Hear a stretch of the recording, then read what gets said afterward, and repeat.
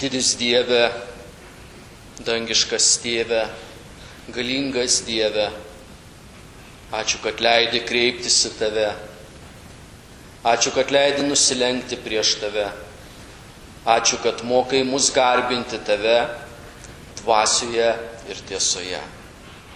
Ačiū, kad Tavo Sūnus yra kelias, tiesa ir gyvenimas. Viešpatie, kada dabar Tu duodi mums malonę ir savo galimybę atversti Tavo galingą, šventą, neklystantį žodį.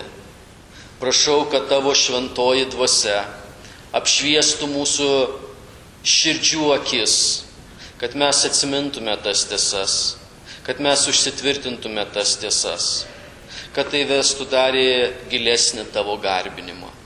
Meldžiu už tuos, kurie yra neišgelbėti, kad Evangelijos žinia, šventoji dvasia per Evangelijos žinią įtikintų nusidėlį žmogų, atgailauti prieš Tave ir tikėti Tavo Sūnumi.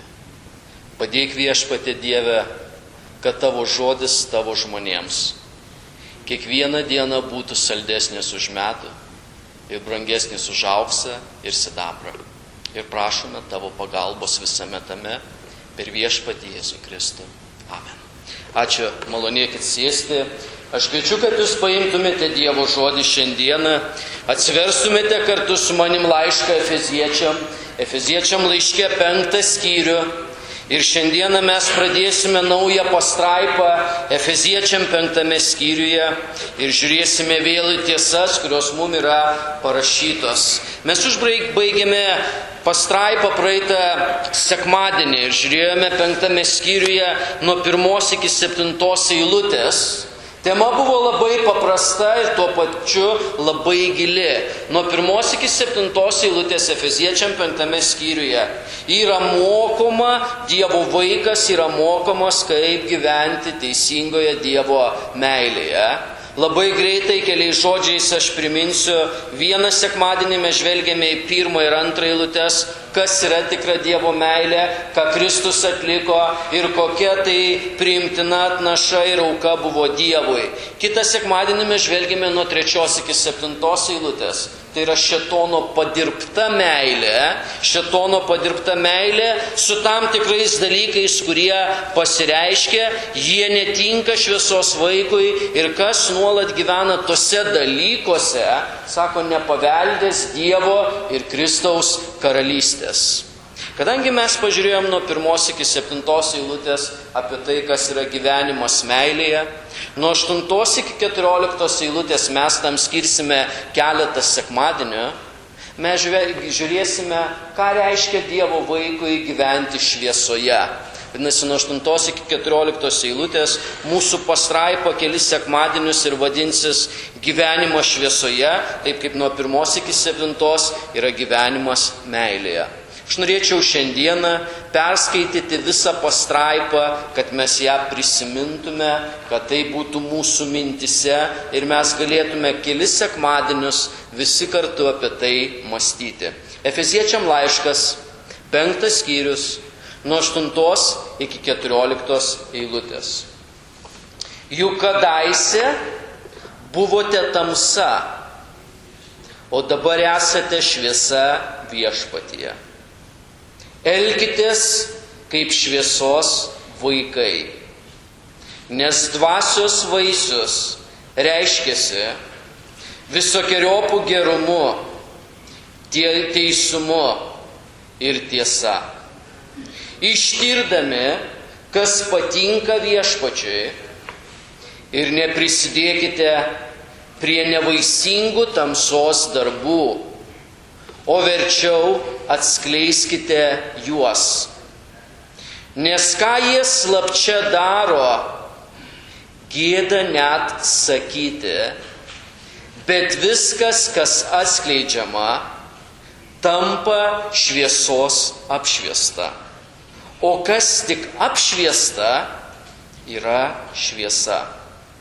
Todėl sakoma, pabusk, kuris miegi, kelkis iš numirusių ir apšvies tave Kristus.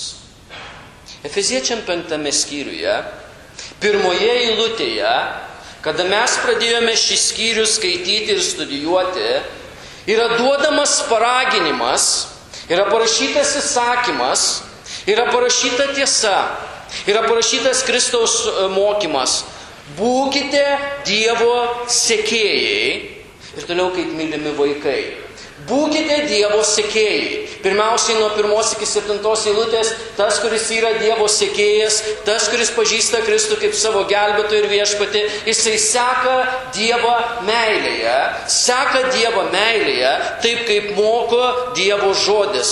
Jis atspindi Dievo meilėje, jis atspindi Dievo meilę, jis atspindi meilę pagal Dievo žodį. Kada kalbame apie Dievo sekėjus, ir tai yra 1 eilutėje, mes matome, kad 8 eilutė sako, elkitės kaip šviesos vaikai.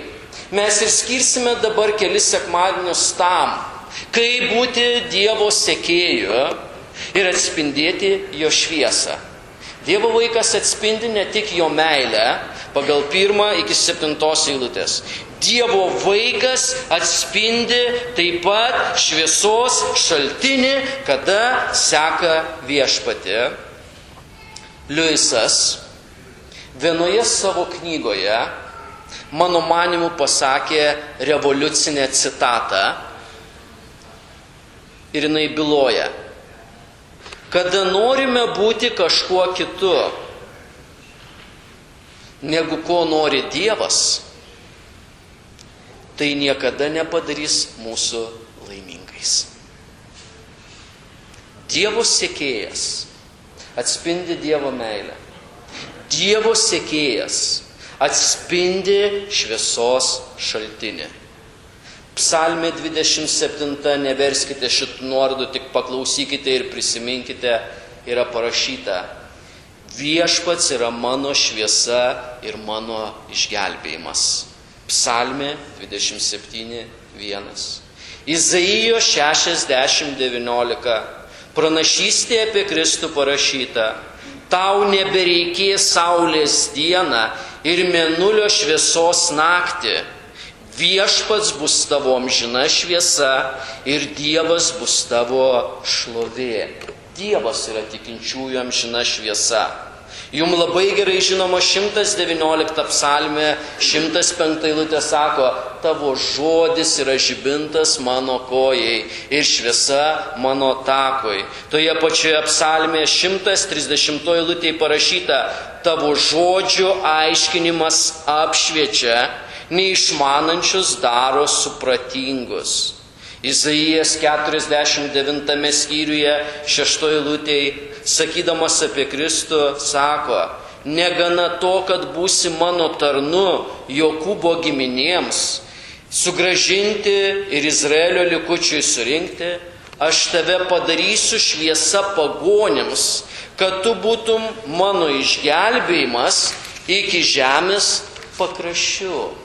Kristus Jono Evangelijoje, sakydamas pamokslus ir mokydamas, 8 skyriuje sakė: Aš pasaulio šviesa. Kas seka manimi, nebevaikščios tamsoje, bet turės gyvenimo šviesą. Kada žmogus iš tikrųjų seka viešpatį, seka Kristų, yra išgelbėtas, jis atspindi Dievo šviesą. Kada jūs studijuojate Dievo žodį, kada jūs jį skaitote, kada jūs žvelgiate į Dievo žodžio tiesas, jums reikia visada atsiminti vieną dalyką ir priminti savo tą dalyką. Kada yra parašyta apie šviesą Dievo žodyje, šviesa visada yra atskleidžiama 2 aspektais. 2 aspektai visada šventajame rašte byloja apie šviesą. Pirmas aspektas, kada jūs studijuojate šviesą, šitas aspektas vadinasi intelektualinis aspektas. Antras aspektas, kada jūs studijuojate apie šviesą, yra moralinis aspektas. Vadinasi, kada sutinkate žodį šviesa, kada sutinkate žodį šviesa sąryšyje su Dievu, kada skaitote, kad Kristus yra šviesa, kada jūs skaitote, kad jūsų gyvenimas yra šviesoje, visada prisiminkite du aspektus – intelektualinis ir moralinis. Intelektualiniu aspektu šviesa pristato tiesą, intelektualiniu žinojimo aspektu tiesa nurodo į tiesą, moraliniu aspektu šviesa nurodo į šventumą. Intelektualiniu į tiesą, moraliniu į šventumą. Kodėl mes apie tai kalbame? Elgtis kaip šviesos vaikas, vaikščioti šviesoje, suvokti, kas yra šviesa. Tai reiškiasi ne bet kas. Tai reiškiasi gyventi tiesoje ir gyventi šventume. Mes matysime tuoj, kada žvelgsime į šitą pagrindinę tiesą šiandien 8 eilutėje, kad mes sutinkame žodį ne tik šviesa, yra žodis tamsa. Tamsa turi tuos pačius du aspektus. Pirmas aspektas intelektualinis, antras moralinis. Intelektualinė prasme tamsa nurodo į melą ir nepadorumą. Moralinė prasme į blogį ir nuodėmę. Intelektualinis aspektas visada susijęs su žmogaus įsitikinimais. Yra intelektualinis aspektas, yra pažinimas, yra žinojimas ir tai visada susijęs su įsitikinimais, kuriuos tu turi. Moralinis aspektas susijęs su žmogaus mąstymu ir poelgiais. Vadinasi, intelektualinis tai, ką tu žinai, ir tai yra tavo įsitikinimai. Moralinis tavo poelgiai ir dažnai mąstymas. Apaštalas Paulius Naujajame testamente aprašo intelektualinį aspektą, žmogaus įsitikinimus. Tik paklausykite, jūs atsiminsite tas eilutes klausydami. Romiečiam 1:21. Pažinę Dievą, jie negarbino jo kaip Dievu ir jam nedėkojo. Tuščiai mąstydami paklydo ir neišmananti jų širdis aptemo. Intelektualinis aspektas. Čia susiformavo žinojimas, tai, ką jie žinojo. Iš to žinojimo jie tuščiai mąstydami paklydo ir jų širdis, neišmananti širdis, aptemo. 2 Korintiečiam 4:4. Kuriems šio amžiaus Dievas apakino protus.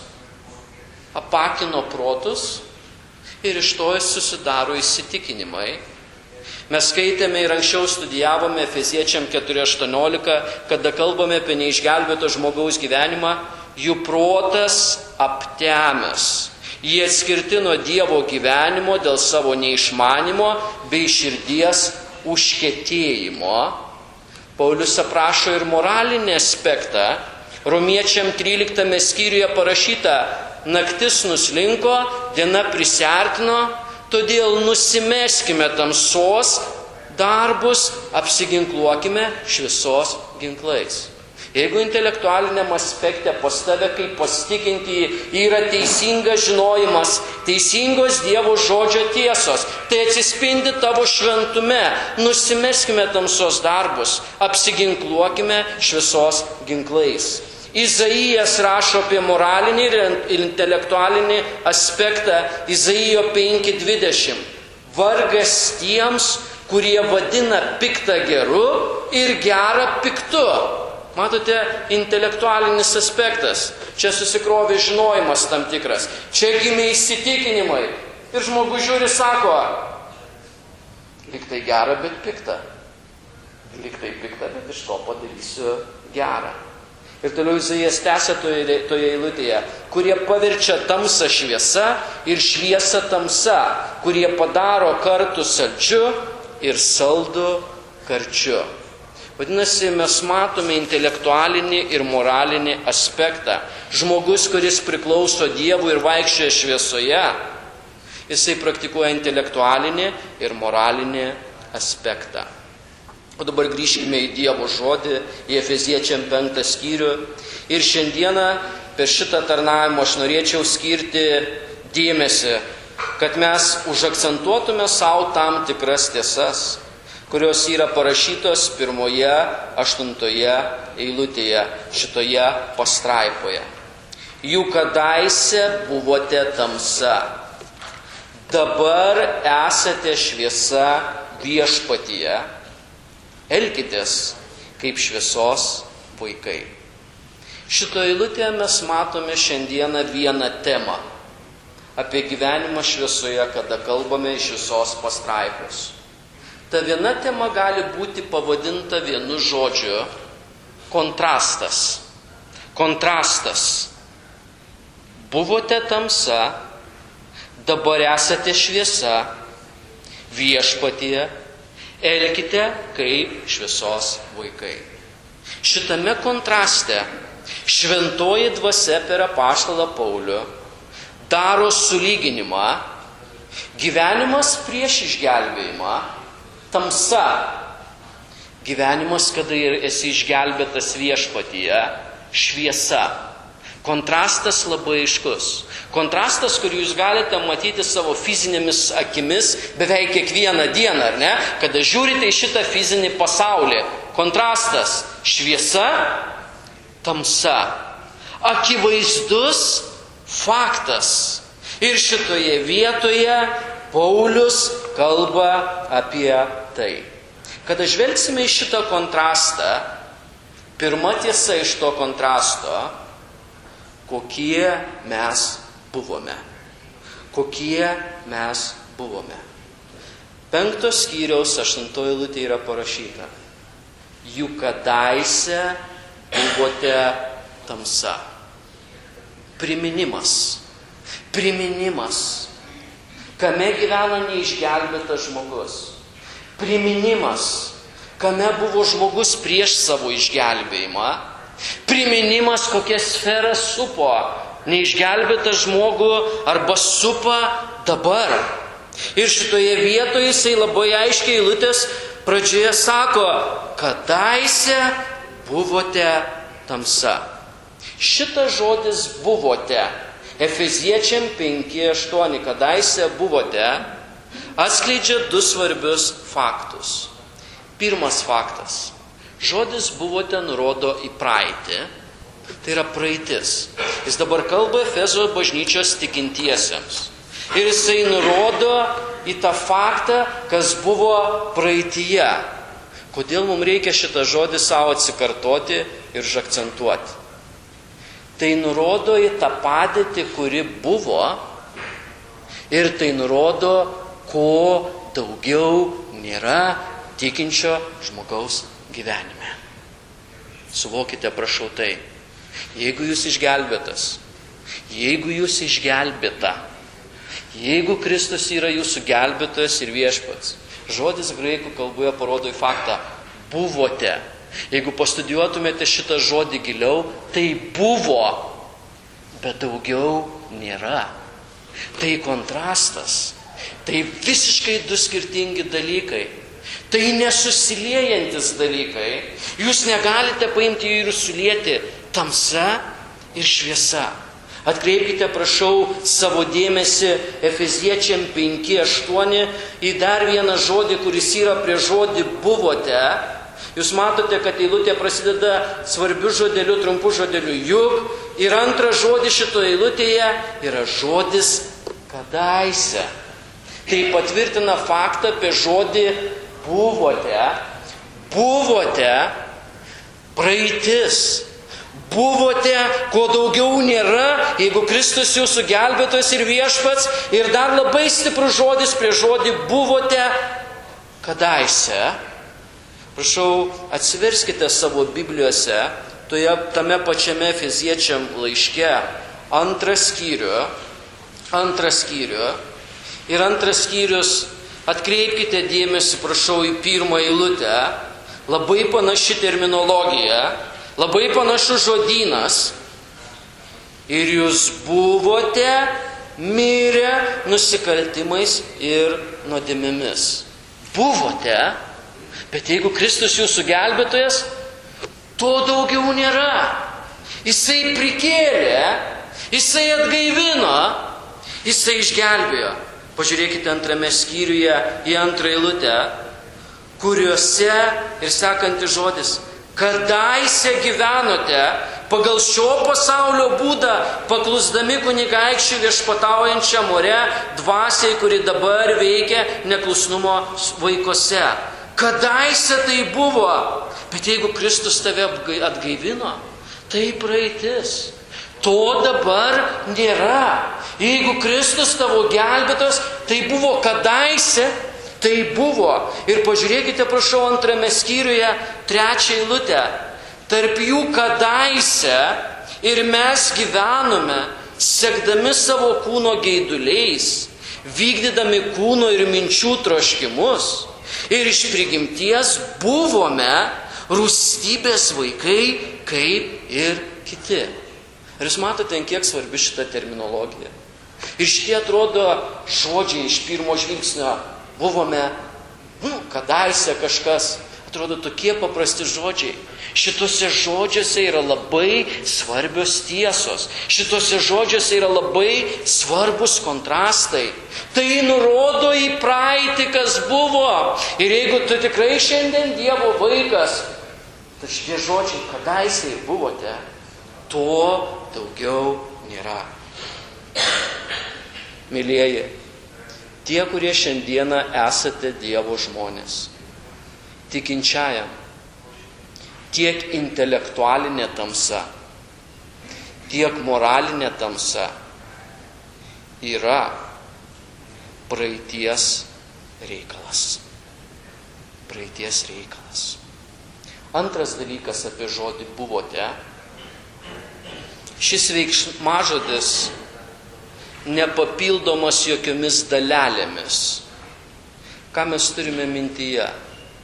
Kalba yra labai stipri, kada žvelgiame į Efeziečiam 5:8. Ir kada kalba, jų kadaise buvote tamsa.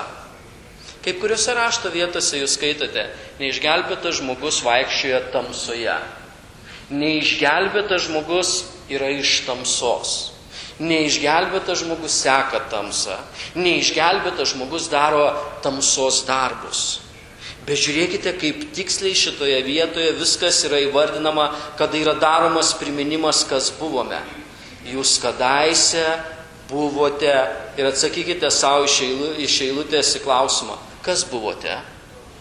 Tamsa.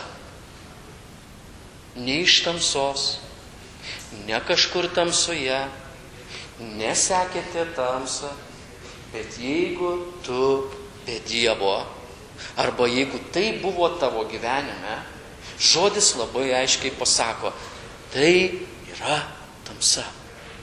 Tu buvai tamsa. Neišgelbėtas žmogus yra tamsa. Tu gyveni tame. Ir šitoje vietoje niekas nepapildoma dalelėmis. Jūs labai aiškiai rašo, buvote tamsa. Truputį vėliau mes žiūrėsime, bet užbėkime truputį į priekį. 5 skyriaus 8 eilutė sako, esate šviesa. Ta pati terminologija. Tamsa, šviesa. Bet grįžkime prie to, kas buvome. Grįžkime prie to, kame gyvena neišgelbėtas žmogus. Juk kadaise buvote tamsa. Kada mes kalbame apie dvasinę tamsą, iš Dievo žodžio, mums reiktų prisiminti tam tikrus dalykus, kurie susiję su dvasinė tamsa. Pirmas dalykas. Tie, kurie yra tamsa, yra šėtono šeima. Skamba žiauriai, skamba negražiai, bet grįšime prie Dievo žodžio tiesų. Prieš kalbant toliau, mes turime priminti savo Dievo žodį ir prisiminti. Yra tik 2 šeimos. Ne 3, ne 4, ne 8, yra 2 šeimos. Mes žinome, kad Kristus kalba su hebrajais ir kalbėdamas su hebrajais, Jono 8 skyriuje, jisai jam sako 38 eilutėje: aš kalbu, ką esu matęs pas savo tėvą, o jūs darote, ką matėte pas savo tėvą. Du tėvai. Kristus sako: aš kalbu, ką mačiau pas savo tėvą. Jūs darote, ką matėte pas savo tėvą. Jono 8:41, jisai sako: jūs darote savo tėvo darbus. Jie atsakė: mes nesame pavainikiai ir turime vieną tėvą Dievą. Juk teologija buvo tokia, iš viso yra tik tai vienas tėvas. Ir jisai tik Dievas. O kadangi mes izraelitai, tai kokia čia kalba? Ir tada atrodo kaip stiprus varžtas į sieną su galingu grąžtu. Jono 8:44.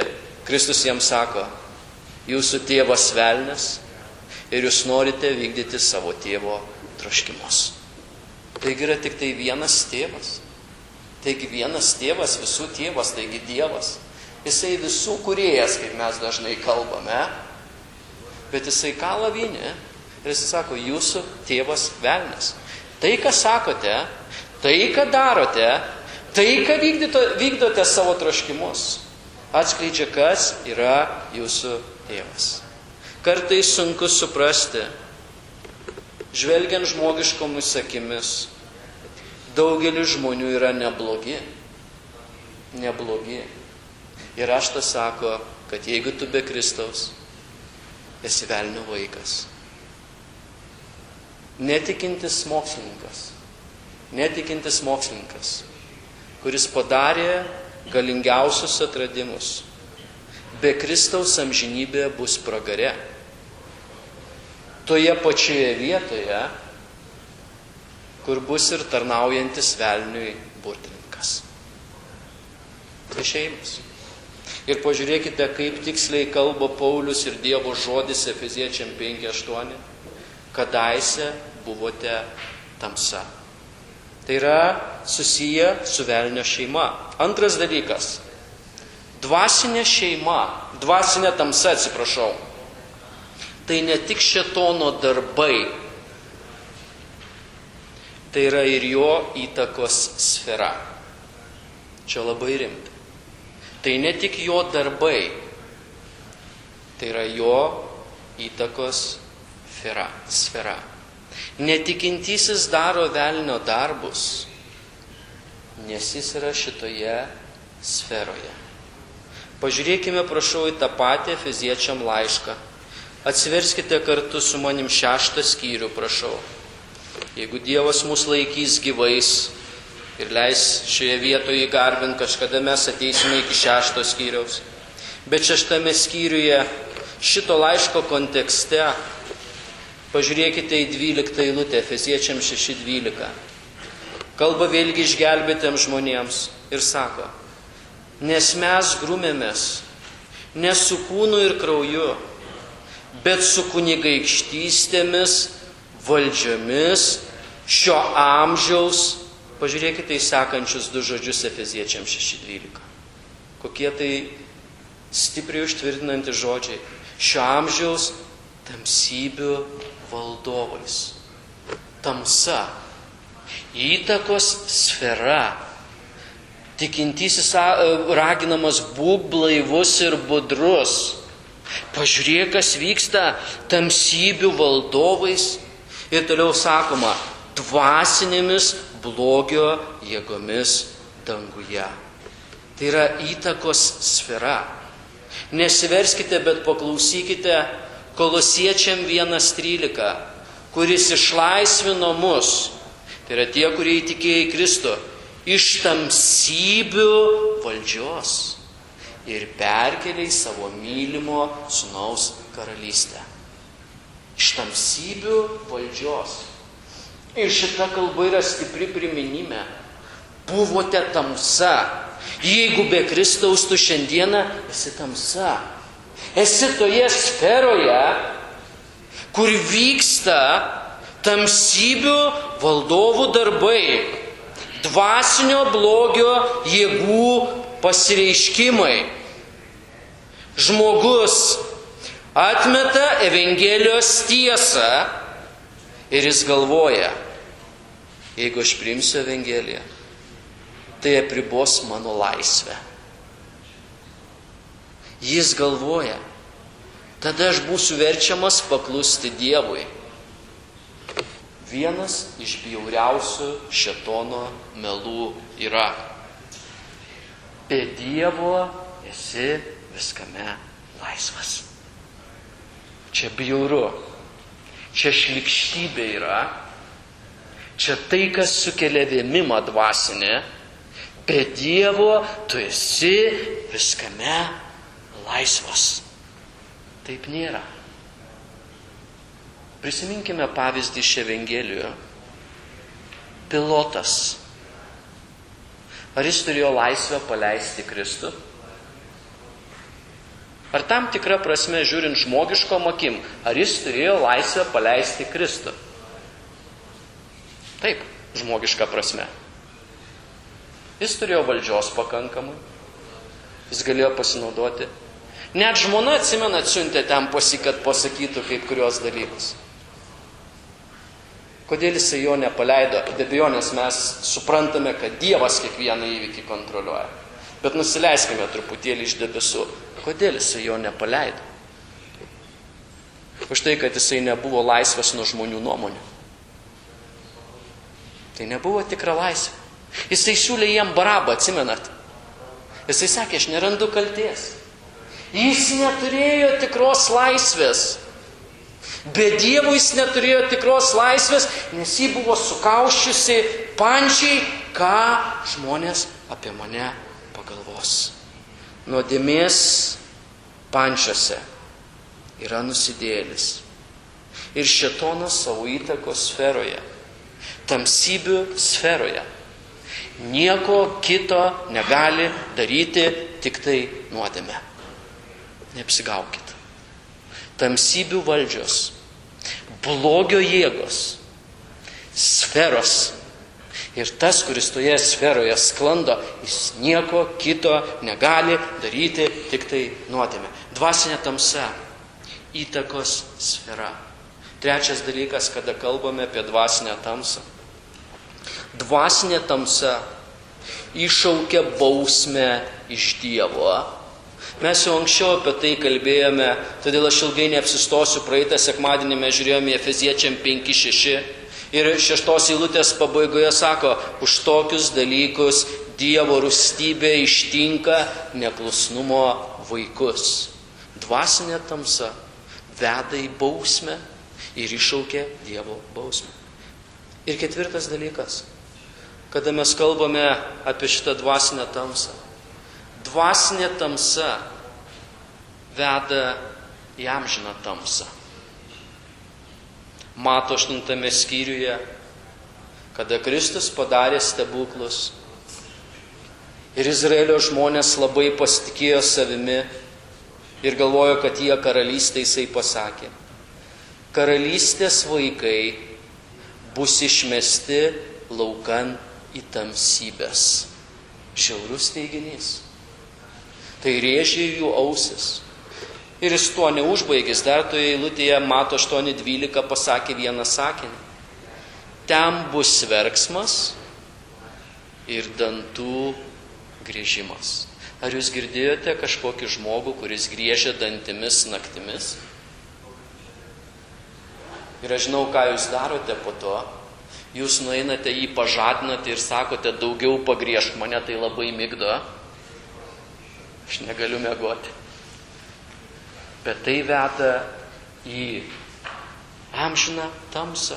2 Petro 2:17.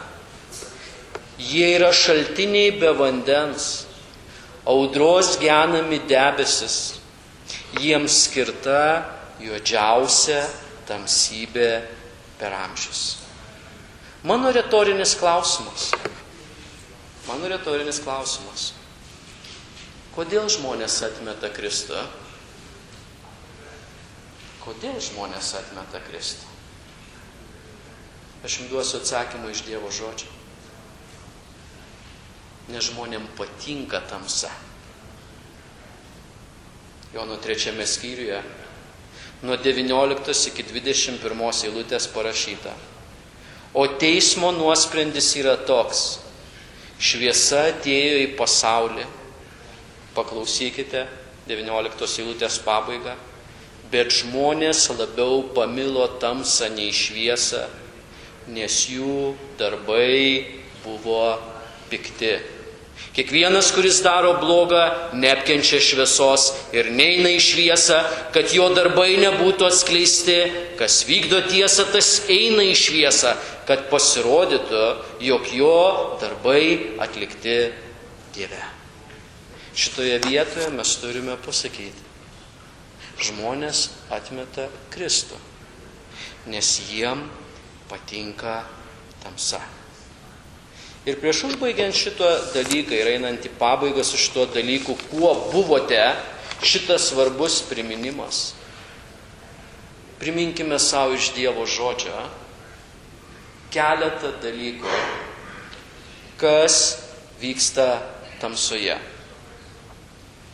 Pirmiausiai, žmogus gyvenantis tamsoje yra žmogus, kuris neišmano dvasinių dalykų. Jūs turbūt atsimenat, sielinis žmogus nepriima to, kas yra iš Dievo dvasios, jam tai kvailystė, jis negali to suprasti, nes dvasiškai vertinama. Šitoje vietoje norėčiau padaryti patikslinimą. Žmogus gali būti labai intelektualus daugelį sričių. Jis gali būti intelektualus kompozitorius, parašyti nuostabias natas. Jis gali parašyti nuostabius kūrinius, nuostabias poemas. Jis gali padaryti nuostabius mokslinius atradimus. Bet šitoje vietoje aš kalbu apie dvasinės tiesos neišmanymą. Kokiose konkrečiose sritise vyksta, kada esi tamsa, dvasinis neišmanymas. Žmogus nesupranta, kas yra Dievas. Pažiūrėkite, kiek aplinkui spekulacijų. Ar ne? Ant debesėlio. Jis visus myli. Jis be galo geras. Jis šiandieną sėdi, mato, kas vyksta. Jis pasimetęs. Bet tai yra normali būsena ir spekulacijos, kuriuose mes buvome. Tamsa. Šitas žmogus, kol yra tamsa ir neapšviestas Dievo, jis neišmano, kas jis yra. Jis neišmano, kas jis yra. Neblogas žmogus. Aš nesu kaip tas, ar ne? Tas tai važiavo, užmušė vaikus. Tas taip apvogė parduotuvę. Tas sumušė savo kaimyną. Aš esu ne tas. Aš visai ne toks. Bet mes turime žinią iš Dievo žodžio. Kiekvienas yra nusidėjėlis. Kiekvienas yra nusidėjėlis. Kitas dalykas, ką sunku išmanyti arba neišmanai dvasiškai. Tikros gyvenimo prasmės. Tikros gyvenimo prasmės. Aš dirbau 90 metais pabaigoje su vienu vyru vienoje darbovietėje, kuris kiekvieną dieną visiems bendradarbiams sakydavo: mano gyvenimo prasmė yra pavalgyti. Kiekvieną kartą mes pasiruošdavom pietus. Jisai sakydavo: mano gyvenimo prasmė pavalgyti. Jis pavalgydavo. Ir tai jis buvo nuoširdus.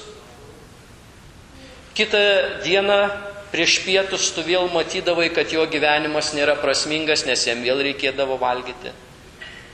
Trečią dieną vėl reikėjo valgyti ir mums visiems reikia valgyti. Nepradėkite nevalgyti po šito pamokslo, gerai? Valgykit. Bet tai nėra gyvenimo prasmė. To reikia jūsų kūnui. To reikia jūsų fiziniai gyvybei. Bet kol Dievas neduoda supratimo, labai dažnai žmogus nesupranta, kas yra gyvenimo prasmė toje tamsoje. Žmogus nesupranta, kas yra Kristus. Kas yra Kristus? Kol žmonėms sakai, kad Kristus yra kelias, tiesa ir gyvenimas, daugeliui tai tinka, bet kaip kuriuos sunervinė, kada pasakai, kad tai vienintelis kelias. Kaip kuriuos sunervinė. Nes reikalingas dvasinis supratimas. Ir dar vienas dalykas, kada mes kalbame, žmogus nesupranta, kada kalbame apie dvasinį nesupratimą, kas yra išgelbėjimas. Tai matome, kad tamsoje žmogus yra neišmanantis. Tamsoje taip pat žmogus yra nedoras, jis myli tamsą. Ir tamsoje žmogaus gyvenimas yra bevaisis. Ir tai yra labai aiškiai pasakyta. Grįžkime, prašau, į Efeziečiam 5 skyrių. Ir Efeziečiam 5 skyriui, truputėlį užbėkime į priekį, vėliau mes žiūrėsime šitą eilutę detaliau, bet 12 eilutė sako, kada kalba apie tamsos darbus, nes ką jie slapčia daro, gėda net sakyti. Kas pas jūs viduje iškyla, kada jūs pažvelgėte į praeitį, kada buvote tamsa, kada aš buvau tamsa. Aš visada dėkoju Dievui už atleidimą Kristuje. Ir iš kitos pusės norisi pasakyti, gėda man net prisiminti. Gėda net sakyti. Nes tai yra kontrastas. Kuo buvote? Tamsa. Bet dabar to nėra. Antra tiesa, kada kalbame apie kontrastą, kuo tu tapai. Pirma tiesa, kuo tu buvai. Antra tiesa, kuo tu tapai. Efeziečiam 5 skyrius. 8 eilutė ir 8 eilutė 2 eilutės dalis. O dabar esate šviesa viešpatyje, elkitės kaip šviesos vaikai. Kada įtikėjusiam žmogui kalba apie tamsą, naudojama žodis buvote, tai praeityje. Kada kalba apie tuos, kurie įtikėję į Kristų ir kurie yra šviesa viešpatyje, Paulius sako, esate. Tai yra esate. Du svarbus dalykai apie šitą žodį esate. Tai nauja atgimusio žmogaus dvasinė padėtis. Tai priešingybė, kas buvai. Esate. Ir prieš esate labai svarbus žodis Efeziečiam 5:8. Dabar esate, dabar šviesa viešpatyje, dabar perkelti iš tamsos karalystės į sūnaus karalystę. 1 Petro 2:9 sako, pašaukė jūs iš tamsybių į savo nuostabę šviesą. Ir antras dalykas, šitas žodis kaip ir žodis tamsa neturi jokių papildomų dalelių, kaip kur sako šviesoje, iš šviesos, su šviesa. Šitoje vietoje konkretaus fakto įvardinimas, jeigu tu Kristuje, tu esi šviesa. Ne šviesoje, ne šviesos. Parašyta, kad tikintysis yra šviesa. Kodėl? Nes jis priėmė Kristaus vidinę prigimtį, o Kristus apie save labai aiškiai sako, kad jis yra šviesa. Ir tada, koks yra skirtumas? Pirmas dalykas. Jis žino tiesą ir tiki tiesą. Jis žino tiesą ir tiki tiesą. Ar galėtumėte su manim labai greitai atsiversti keletą knygų atgal, 2 laišką Korintiečiam 4 skyrių ir prisiminti su manim 6 eilutę, 2 Korintiečiam 4. Ir 2 Korintiečiam 4. Prisiminkime dar kartą 4 skyriuje 4 eilutę, 3 ir 4 eilutę. 2 Korintiečiam 4, 3, 4. O jeigu Evangelija yra paslėpta, tai ji paslėpta žūstantiems, kuriems šio amžiaus Dievas apakino protus, netikintiems, kad jiems nesušvistų Kristaus, kuris yra Dievo atvaizdas, šlovės Evangelijos šviesa. Šėtono įtakos sfera. Kad jiems nesušvistų šita šviesa. Ir dabar Paulius sako 5 eilutėje, mes ne save pačius skelbėme, bet Kristų Jėzų kaip viešpatį, o mes jūsų tarnai dėl Jėzaus. Paulius sako, mes einame ir skelbėme jum žinią, kad Kristus yra Jėzus ir jis yra viešpats. Ir pažiūrėkite 4 skyriui 6 eilutę, nes tai, koks sekantis žodis pas jūs eilutėj, nes tai, koks sekantis žodis jūsų Biblijose, Dievas, kuris įsakė iš tamsos nušvisti šviesai, sušvito mūsų širdise, kad suteiktų mums Dievo šlovės pažinimo šviesą Kristaus veide. Apakinti tamsoj šėtono sfera, kad nematytų neišgelbėtas žmogus. Evangelijos žinia, Kristus yra viešpats ir tai Dievas, kuris sušvito širdise, kad suteiktų mums šlovės pažinimo šviesą Kristaus veide. Kokia eilutė, koks monorgizmas, koks Dievo darbas. Ir jeigu ne jisai, tai niekad nesušvistų. Jūs einate su Evangelijos žinia. Bet jūs suvokėte turbūt, kad jūs nei vienam negalite paspausti jungiklio ir įžiebti. Ir tai veda mūsų Dievo garbinimo. Tai Dievas, kuris per Evangelijos žinią sušvinta. Kada visa tai sušvinta nusidėjėlio gyvenime, jis suvokė, kas yra Dievas. Tai ne asmuo ant debesėlio. Tai šventas, teisus, galingas, kūrėjas ir Dievas. Jis suvokė tiesą apie save. Nusidėjėlis, išgelbėtas iš Dievo malonės. Jis suvokė tiesą apie Kristų. Dievas patapo kūnu ir aš tuo žaviuosi. Jis suvokė tikrą gyvenimo prasmę. O kokia tikra gyvenimo prasmė? Gal kažkam iš jūsų teko skaityti Vestminsterio katekizmą. Ir Vestminsterio katekizmą, kuris buvo parašytas 1648 metais. Pirmas skyrius prasideda tuo klausimu, koks žmogaus svarbiausias tikslas. Atsakymas.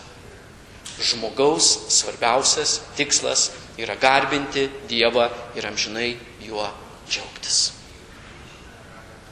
Antras skyrius Vestminsterio katekizme sako: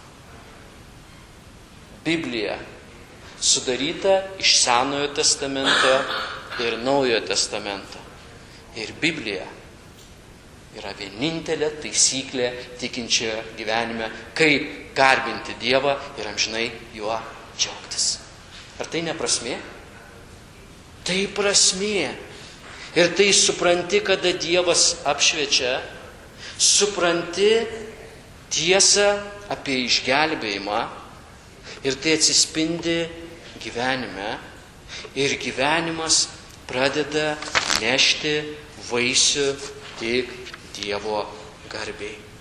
Efeziečiam 5:8 įvardinamas faktas: o dabar esate šviesa viešpatyje, tai nauja dvasinė prigimtis.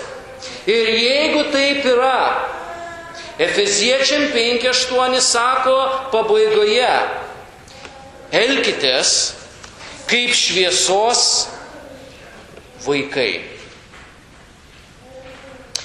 Prieš 1,5 metų, gal jau truputėlį daugiau,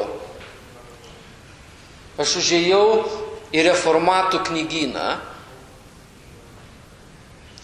ir ant lentynos pamačiau tokias 3, gal storesnės knygos, ar kaip pavadinti.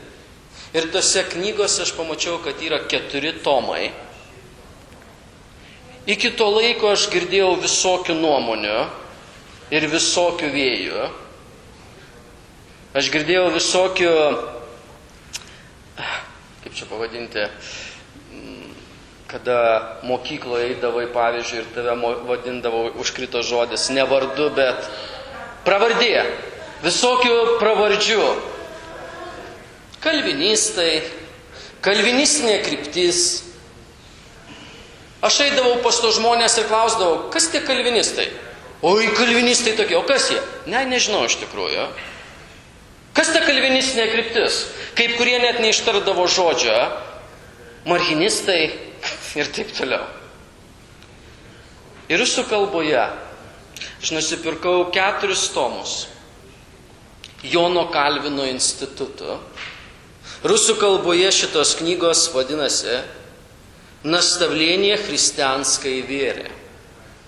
Ir aš galvojau, kaip turbūt atsiversiu 1 puslapį arba 1 skyrių, man iš karto bus pas Kalviną paaiškinta, kas yra kalvinistai, kas tai per kryptis ir kaip po to susidaryti nuomonę.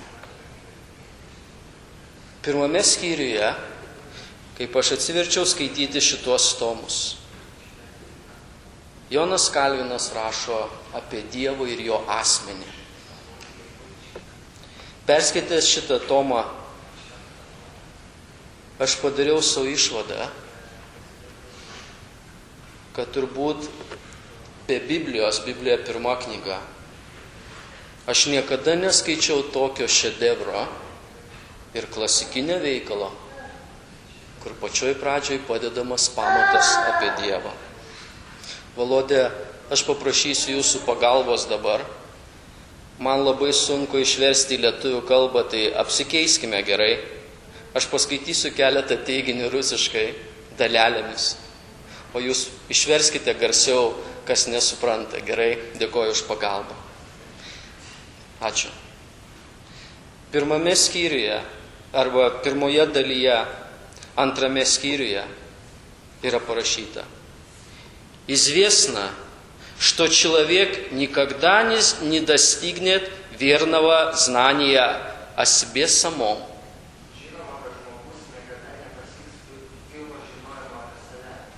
Пока не увидит лика Бога и от созерцания Его не обратится к созерцанию самого себя.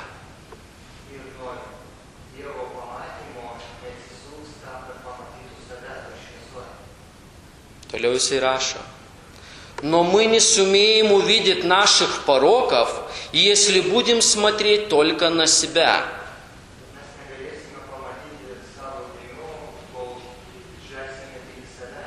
не думая одновременно о Боге, не соотнося своих суждений с Ним, как с единственным верным мерилом.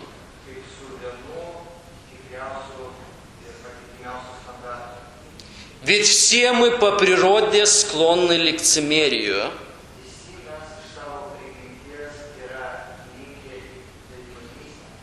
Поклаusykite. И поэтому видимость правды нам приятнее самой правды.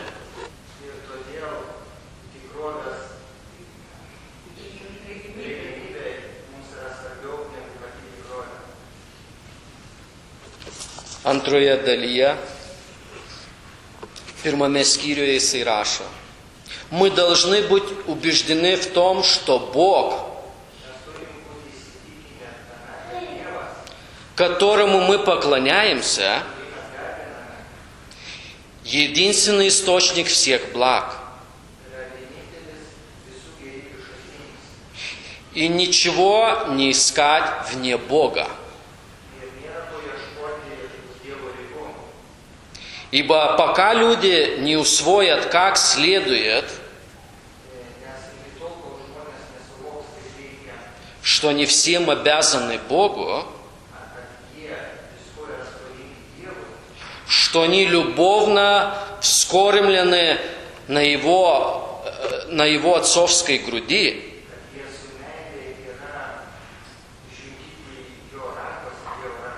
что в нем источник всего блага, пока он не станет единственной целью их устремлений,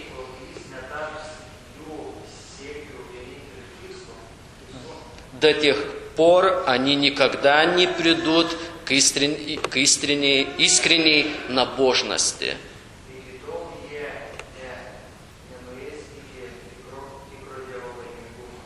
Более того, если люди не научатся полагать все свое счастье в Боге,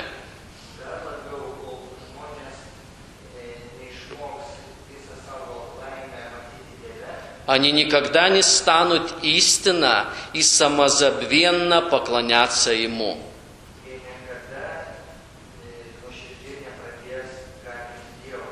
Ir dar du sakiniai iš antros dalies antros skyriaus.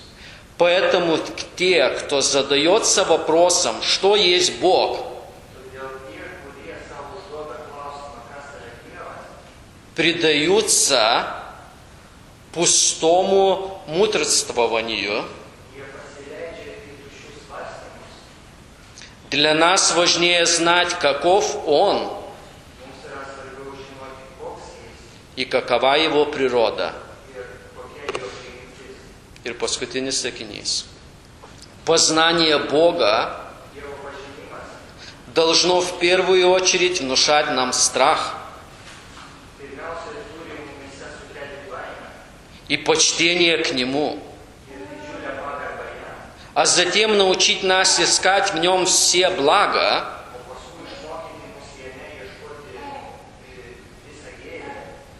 и возносить Ему хвалу. Čia yra gyvenimo šviesoje. Čia yra supratimas Kristuje, kas esi šviesa.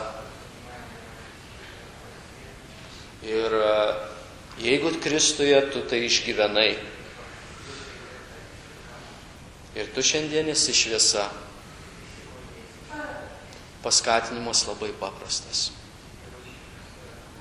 Elkis kaip šviesos vaikas. Nes šviesos vaikas atspindi jo šviesą. Pasimelskime.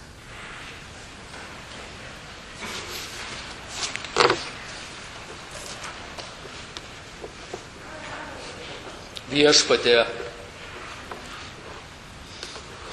dėkoju už dar vieną tarnavimą,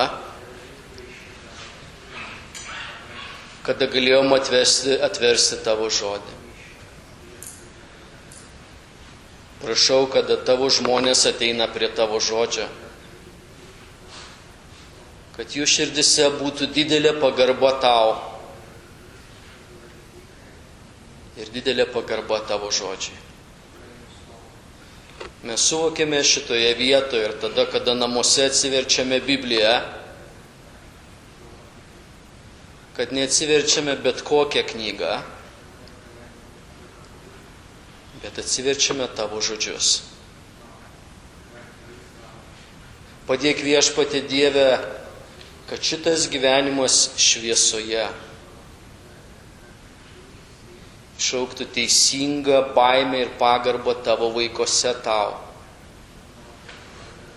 Vestų į gilų tavęs garbinimą už tai, kas tu esi pirmiausiai ir už visus tavo nuostabius darbus. Dėkojame už tavo malonę. Meldžiame, kad Kristaus šviesa apšviestų tuos, kurie šiandieną be Viešpatės. Meldžiame Viešpatį, atverk jų širdis tikėjimui į tavo sūnų. O tavo žmonėm padėk niekuo kitų nesigirti, bet girtis ir garbinti tik tai tave. Padėk tavo vaikams atspindėti tikrą ir teisingą šviesos šaltinį kiekvieną dieną. Per Viešpatį Jėzų Kristų viso to meldžiu ir dėkoju.